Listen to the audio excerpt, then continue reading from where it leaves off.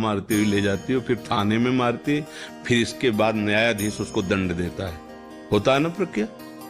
हम प्रगट का उदाहरण देते हैं। पहले घर से पकड़ने से लेकर के थाने तक जय बार मन आया तय बार लात घूंसा थप्पड़, और थाने में डट के डंडों से पिटाई, और इसके बाद हथकड़ी लगा करके पूरी फाइल बना करके जज के सामने फिर वहां उसको सजा सुनाई जाती है। अभी तक क्या हो रहा था?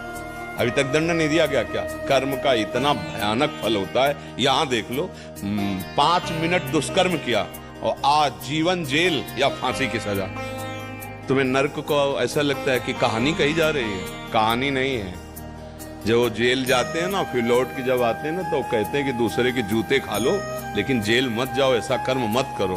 जब वहां 10वें वर्ष 20वें वर्ष उनके बीच में रहना पड़ता है, जो सब गलत काम करने वाले लोग, तब उनका जीना मुश्किल हो जाता है। तो भाई 5 मिनट उन्होंने अपराध किया था तो 10 मिनट दंड दे देते, आजीवन कारावास क्यों? आप प्रश्न कर सकते हो क्या?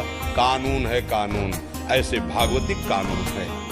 आप अगर पाप कर्म करोगे तो दुर्गति शब्द है, यहां भी और वहां भी। घर में भी चैन से नहीं रहने देंगे और जेल में भी चैन से नहीं रहने देंगे। आपको दंड भोगना पड़ेगा। इसलिए डरो, कानून से डरो, समाज से डरो, धर्म से डरो, अपराध से डरो। कोई गलती ना हो जाए। मनुष्य शरीर मिला है, बुद्धि है, विवेक है, उससे काम करो। पशु थोड़ी हो।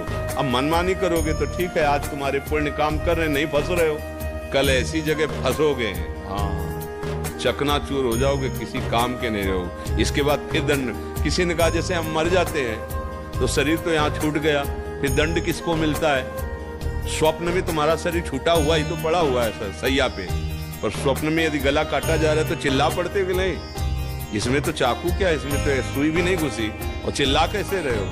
सपने में यदि दुख मिल रहा है तो है ना तुम्हारा स्वाप्निक शरीर। ऐसे ही नरक में जो मिलता है उसका नाम यातना दे, देवलोक में जो सुख मिलता है उसका नाम देव दे। ये जो है स्थूल सूक्ष्म कारण दे। अब अज्ञान है तो तुम्हारी कल्पना से थोड़ी बातें बनेंगी। इसलिए हम सबसे प्रार्थना बार बार यही करते हैं कि भाई शराब मत पियो। क्यों? क्योंकि तुम्हारी बुद्धि ठीक निर्णय नहीं कर पाएगी, उससे अपराध बन जाएंगे। मांस मत खाओ। क्यों? क्योंकि इस अपराध से तुम्हारी बुद्धि भ्रष्ट हो जाएगी। व्यभिचार मत करो, पराया जो धर्म के शासन से अलग भोग आदि वो मत करो।